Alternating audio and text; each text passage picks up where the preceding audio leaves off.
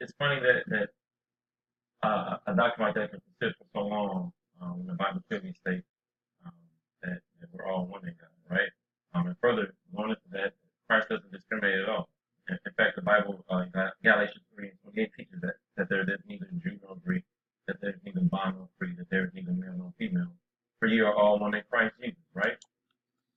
Y'all heard that, right? All right, first and foremost, let me give all praise to Yahweh Bashem Yahweh Shai, Bashem Arakakwadash, that one to the elder apostles of great millstone, Shalom Wa Brakatham, to the hopeful elect, the tabernacle of David. He basically just said that that we are all one in the Most High or in God, and that who the world calls Jesus Christ didn't discriminate. And then they like to butcher Galatians 3:28, which this is the most overused scripture by Christians to try to prove that anybody can make it, or this pertains to anybody outside of an Israelite. All right, so you know they hammer this scripture, man. They abuse it. Okay, now those of us that are in the know, you're learned. We know this what this is talking about. All right, and basically, um, when it says there's neither Jew nor Greek, you got to understand the meaning of the words. All right, because back then the issue was the matter of being circumcised or uncircumcised. All right, and those of the circumcision, they looked at those that were of the uncircumcision as people that are outcast, like the Lord is not dealing with them. That's what the Jews believed about the other Israelites who went by the Greek custom, the Greek philosophy. A lot of those Israelites, their foreparents, they were all conquered by the kingdom of the Greeks. And when you read in the Maccabees, they told you how when Antiochus Epiphanes came on the scene, he basically forced the conversion of the Israelites into Hellenism. So therefore, the majority of them, they had no choice but to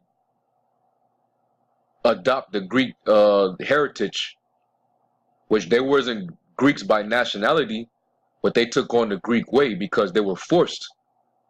If they were caught reading the Torah, if they were caught circumcising their children, they got put to death. If they even professed that they were Jews, they got put to death. All right? So they became Greeks, and they, throughout the years, their children, they passed the customs down to their children, and then their children passed the custom down to their children. So when you grow up in a family that's been conquered and they got their heritage taken from them, you're gonna grow up in the custom in the religion and the philosophies of your oppressors. Much like you Negroes here today calling yourselves Americans, pushing that plantation Christian madness that you learned, that your forefathers learned in slavery hundreds of years ago.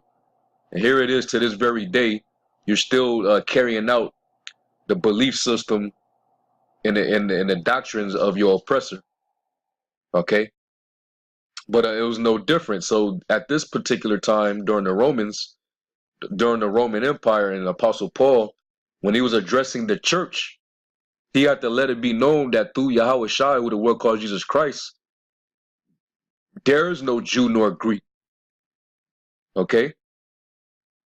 You basically, both of you are Israelites, because that's who the Lord came to die for. Those who were alienated from the commonwealth of Israel and they were strangers from the covenants, and those that were actually in Jerusalem. All right, that were under the covenant, that were keeping the laws, that were circumcised. All right, both of them had access to the Lord through faith, by believing on the gospel. All right, so there is neither Jew nor Greek, there is neither bond nor free, there is neither male nor female, for you are all one in Hamashiach Yahushai. And this is what he tried to use. All right. This is he was addressing the church of Galatia. All right. Those were Israelites in the church. All right. He's addressing them. He's not telling, this isn't a letter that he sent out for the whole entire world to read for themselves, man. All right. This is all exclusive.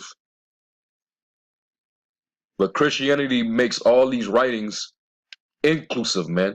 Like anybody and everybody can take on the Lord's covenant, man. Take the writings of our forefathers and interpret it and act like it's projected towards any and everybody. All right. No, all that are one in Hamashiach is the Lord's people.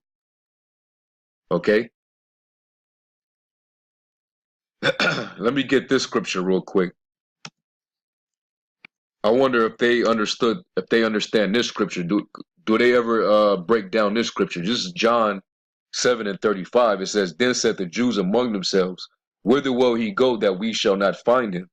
Will he go unto the dispersed among the Gentiles and teach the Gentiles?" Help me understand that, man. Break that down. Let's read it in the NIV. All right. This is another common version of the Bible that you Christians like to read, so we go into it too. And sometimes it even make it more clear in this version. John 7:35. The Jews said to one another, "Where does this man intend to go that we cannot find him? Will he go where our people live, scattered among the Greeks, and teach the Greeks?" And what does the scripture say about our people? Is not our people scattered amongst all the nations?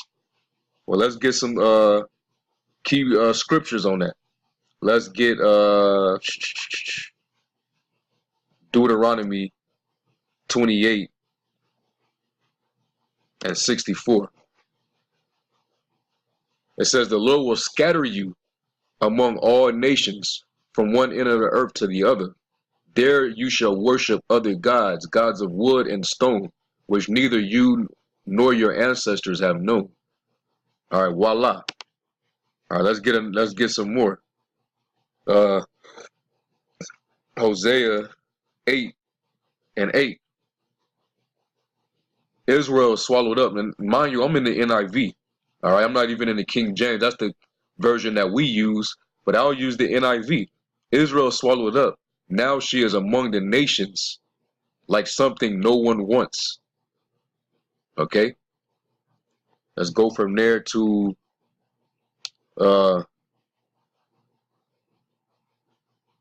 let's go to James. James 1:1. James, a servant of the Most High and of the Lord Yahweh Shemashayach, to the 12 tribes scattered among the nations. Greetings. All right, so let's go back to John 7:35. So who are these Greeks then that are scattered? Okay. And the Jews said to one another, "Where does this man intend to go that we may find him? Will he go where our people live, scattered among the Greeks, and teach the Greeks?" Why are they referring to those? They said our people that are scattered amongst them to teach the Greeks. Why would he go to his people scattered among them just to teach another people?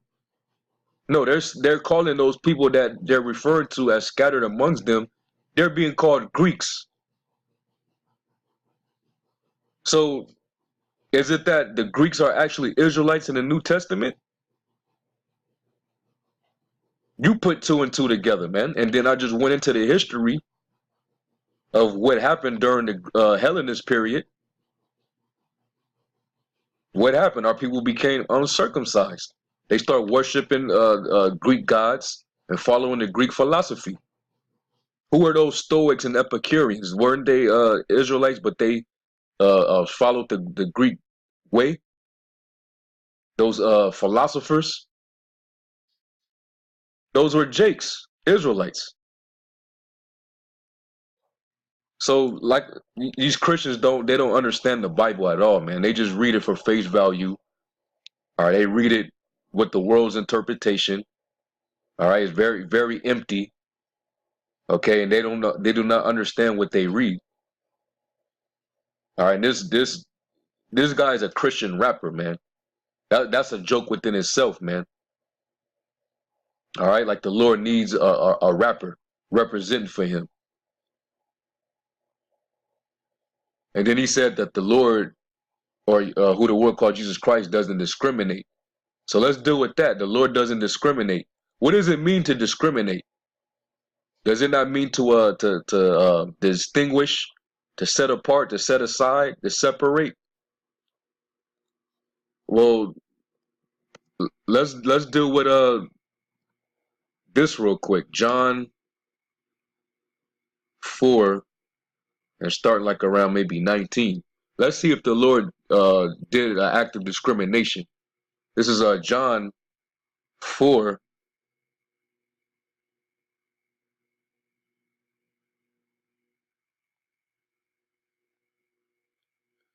This is John 4 and 7. It says, "There cometh a woman of Samaria to draw water. Yahushua said unto her, Give me to drink. For his disciples were gone away unto the city to buy meat. Then saith the woman of Samaria unto him, How is it that thou, being a Jew, askest drink of me, which am a woman of Samaria?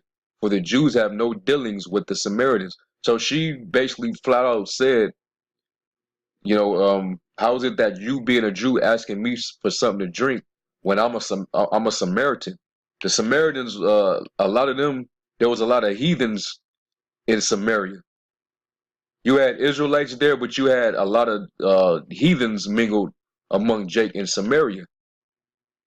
All right, and when you go into the history, going back to the time of the kings, when the northern kingdom was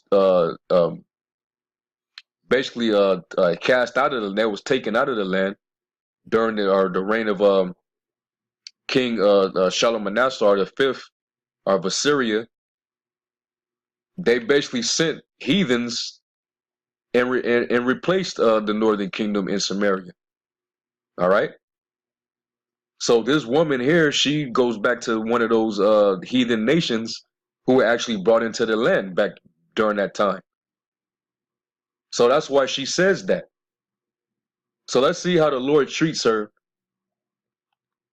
in this particular setting. All right, this is verse 10.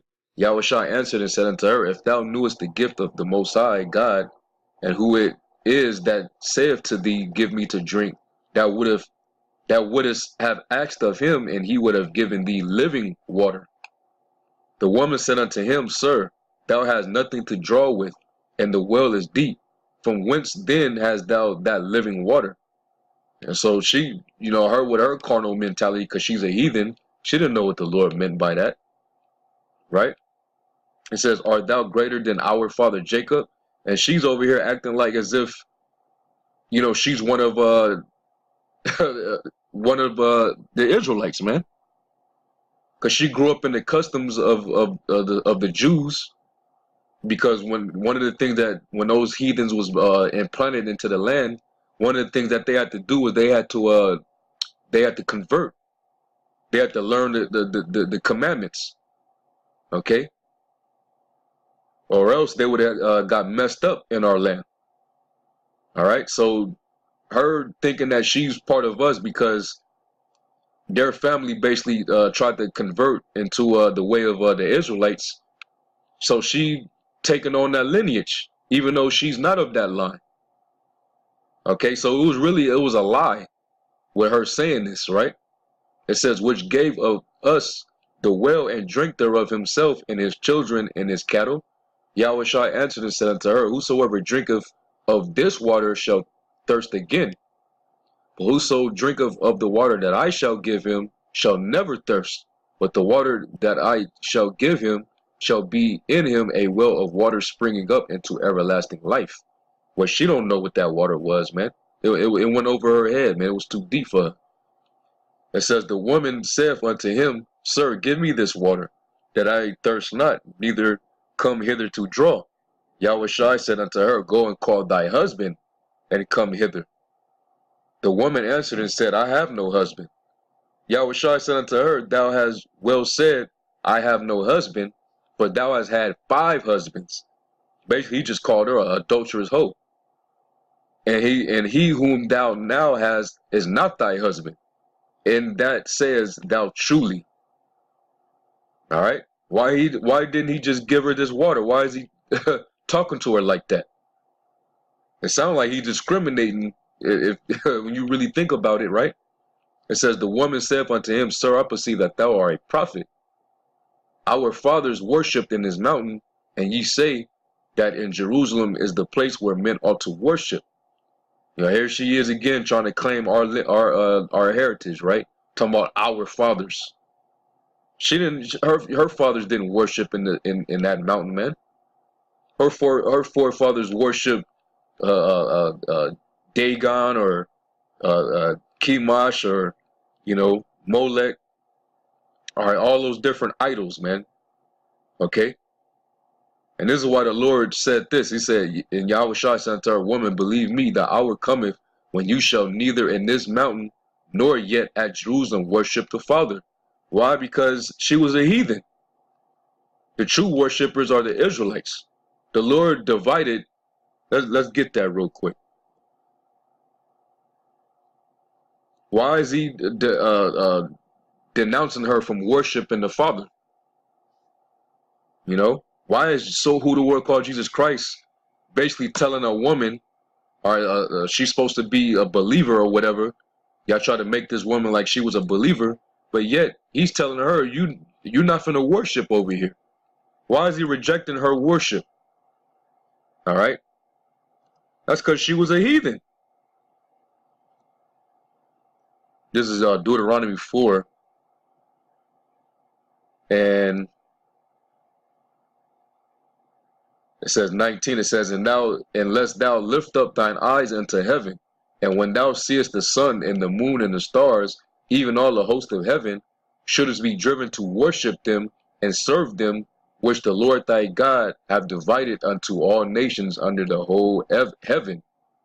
But the Lord hath taken you and brought you forth out of the iron furnace, even out of Egypt, to be unto him a people of inheritance as you are this day. That sounds like discrimination.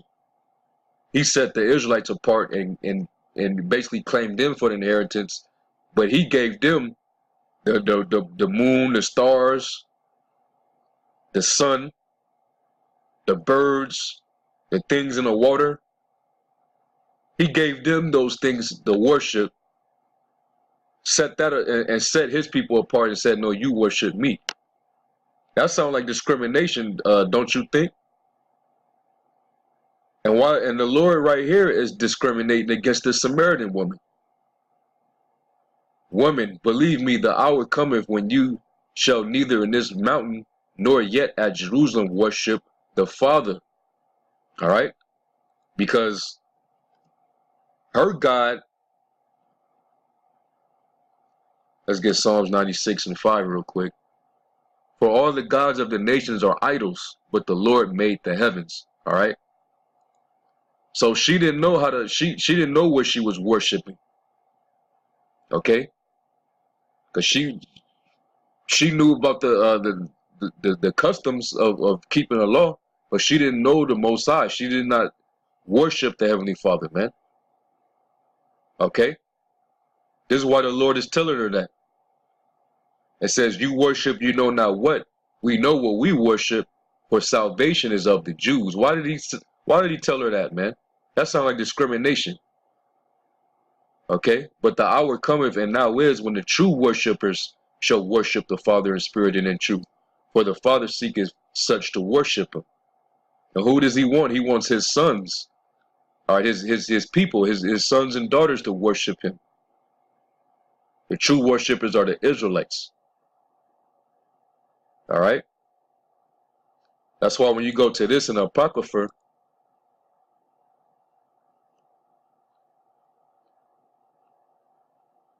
let's go to 2nd Esdras. 3.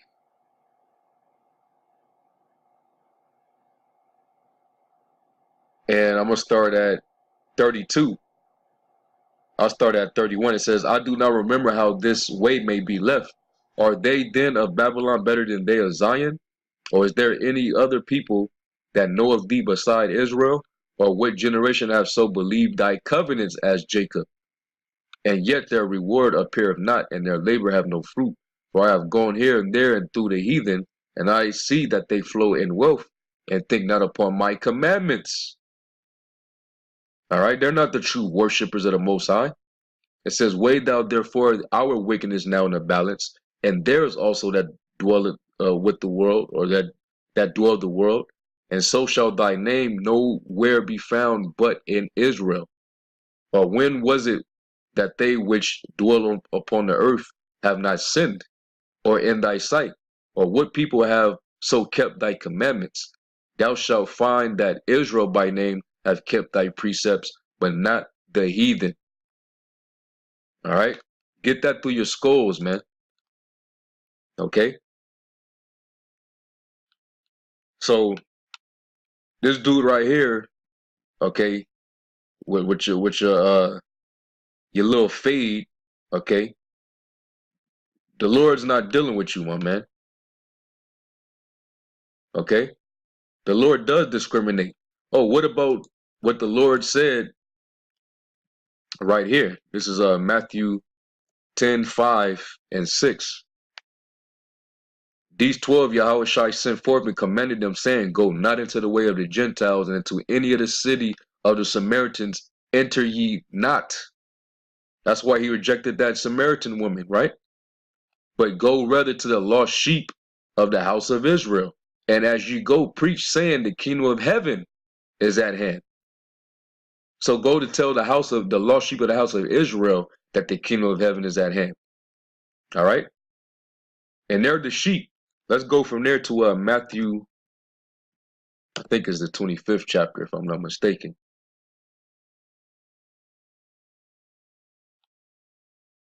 Matthew's, okay, Matthew, let's see if it's the 20th chapter.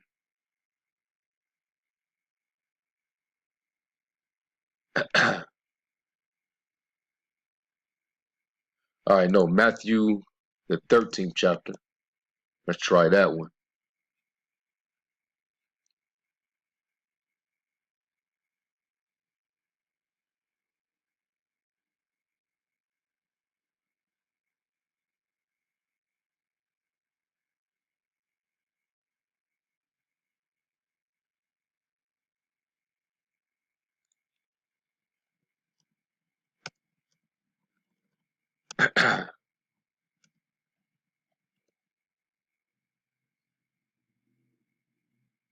Okay, so it was the 25th chapter. All right.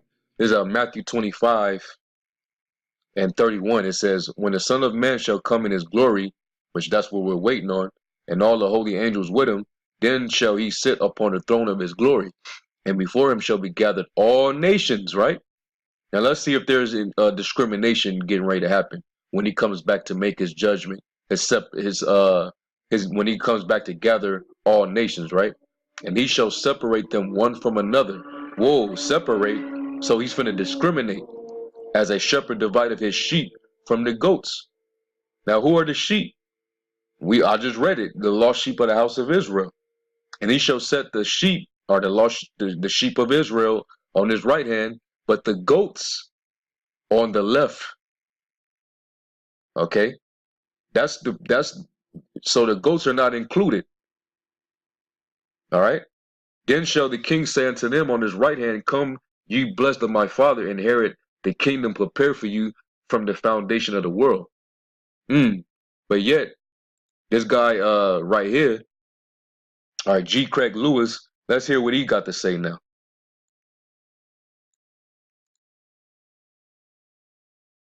The Lord and Savior. You've been born again, as the Bible states, and the Holy Spirit lives in you, and you can actually. Now let's hear what this man got to say now. Test, right? Because the salvation of Jesus Christ brings, the word. I guess what he says there, basically he's saying that the kingdom of God is not exclusive to any people group or any gender or any type of person. The kingdom of heaven. So he said the kingdom is not exclusive to any group, but yet he just discriminated. All right, according to this parable about his second coming, he just discriminated. He made it exclusive. He separated the sheep from the goats, and he narrowed it down to his sheep being the ones prepared for the kingdom. What are you talking about? All right, this is a straight up dagger right here, man. Let me get this one. I gotta bring this one out. Daniel chapter 2, verse 44. And in the days of these kings shall the God of heaven set up a kingdom which shall never be destroyed, and the kingdom shall not be left to other people, but it shall break in pieces and consume all these kingdoms, and it shall stand forever. Come on, man. Now, don't get me wrong, everybody's gonna be there, but the kingdom, the rulership, okay, the joint heirs, that's gonna be with the Lord. It's gonna be only Israelites. The other nations, you're gonna be underneath the Israel. You're gonna be slaves. You're gonna be servants and handmaids. That's what your role is gonna be. All right. Let's get this in Acts, the first chapter. This is Acts 1 and verse 6. It says, when they therefore were come together, they asked of him, saying, Lord, wilt thou at this time restore again the kingdom to Israel? Why is it specific to Israel? Because to Israel pertains the kingdom, not the other nations. So guess what? This is exclusive.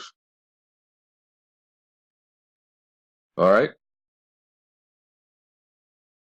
So yet again, man, I don't know how many videos that we could just make off of this one video.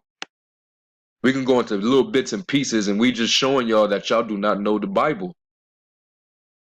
But you done got a big following. You spent all these years using that gimmick of exposing Satan worship in the rap world. You know, devil worship in hip hop. That's old, man. But I just want to respond to that part, man. All right, to show that these guys, basically Christianity is it's on its way out, man. This is the reason why a lot of people are waking up and leaving, because they got a lot of answers. Y'all saying the things that y'all saying, but it's like, damn, are y'all reading the Bible? Y'all questioning all these things that we're teaching, but it's like, damn, how are y'all having these questions and talking about these things when they're clearly right in the Bible? But anyway, that's pretty much it. Hey, and I did 2 lessons not too long ago. I don't even know why she's even there, man. Y'all really messed up bringing her. Why is she even there? Why she ain't at home fixing her man and her children something to eat? The woman is supposed to keep silence in the church, man. She's not supposed to teach nor to usurp authority over the man, but to be in silence. First Timothy 2 and 11. So really, I ain't even gotta address her, man.